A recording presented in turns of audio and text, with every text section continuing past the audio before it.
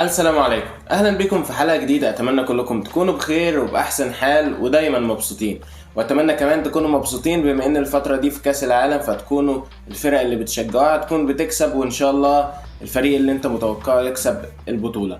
ولكن في الفترة الاخيرة انتشرت صورة مهمة جدا بين كريستيانو رونالدو وما بين ليونيل ميسي. الصورة دي ابتدت ان هي تاخد شكل كبير جدا، وابتدت ان هي تاخد شهرة وفضلت ترند لحد دلوقتي مع انها نازلة بقالها 3 ايام. ولكن الصورة دي وراها اسرار كتيرة، عشان كده النهاردة انا جاي اوضح لك فكرة الاعلان او الصورة اللي انت شفتها دي.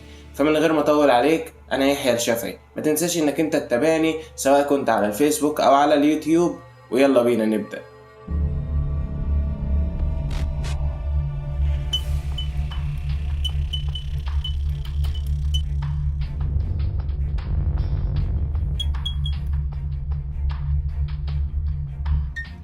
اول حاجة حابب ان انا اعرفها لك ان الصور اللي بالشكل ده اللي بيبقى فيها نجوم كتيرة خصوصا بحجم ميسي وكريستيانو ما بتتاخدش بشكل يكون عشوائي، بالتالي ان هو بيبقى فيه مواعيد محددة عشان مثلا كريستيانو يجي يتصور، وفي مواعيد محددة عشان ميسي يجي يتصور.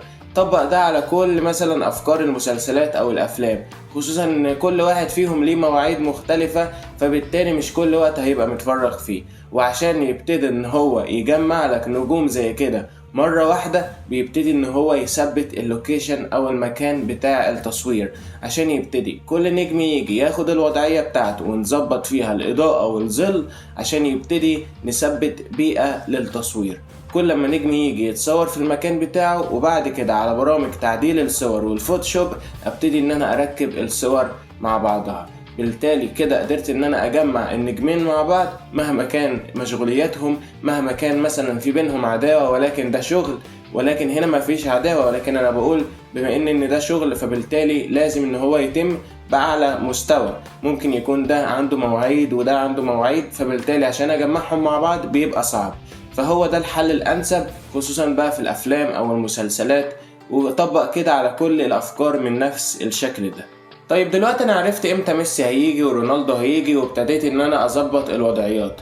ولكن وضعيات التصوير في الصورة دي مختلفة عن اي صورة تانية. الوضعية اللي مختارها هنا ليونيل ميسي في الصورة، ابتدى ان هو يحط دراعاته بشكل يكون شبه دراعات لاعب الشطرنج كاسبروف، والفكرة فيها ان هو مصنف كأفضل لاعب شطرنج في التاريخ. ابتدى يطبق نفس الفكرة دي على كريستيانو رونالدو عشان ياخد وضعية شبه وضعية كارلسن المصنف كأفضل لاعب شطرنج في عصره. ابتدى يربط ده ويأكده على أساس إن هما بيلعبوا شطرنج، ولكن هما هنا مش بيلعبوا شطرنج بالشكل الطبيعي اللي احنا بنلعبه، وهنا بيلعبوا على شنطة من شركة لوي فيتو. والشنطة دي مش شنطة عادية الشركة أنتجتها، الفكرة إن الشنطة دي الشركة أنتجتها مخصوص عشان يبتدي إن يتنقل فيها كأس العالم، الفترة اللي هي قبل كأس العالم للترويج للكأس ذات نفسه، أثناء برضو كأس العالم عشان يبتدي إن هو ينقله من مكان للتاني. برضو الشركة دي فهي الشركة المنتجة للإعلان، ودي من أذكى الخطط التسويقية اللي عملتها الشركة دي، بما إن نسخة كأس العالم 2022 ممكن تبقى آخر نسخة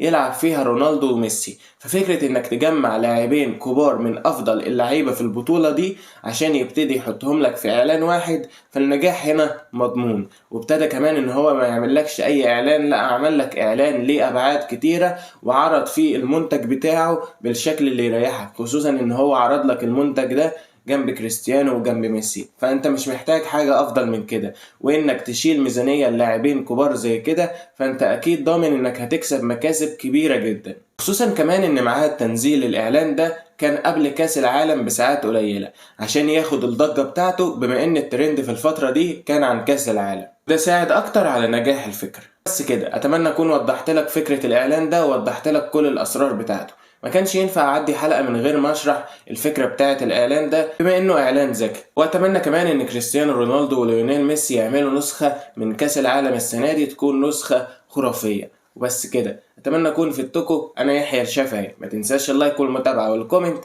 سواء ايجابي او سلبي عشان احسن من المحتوى بتاعي. والسلام عليكم ورحمة الله وبركاته.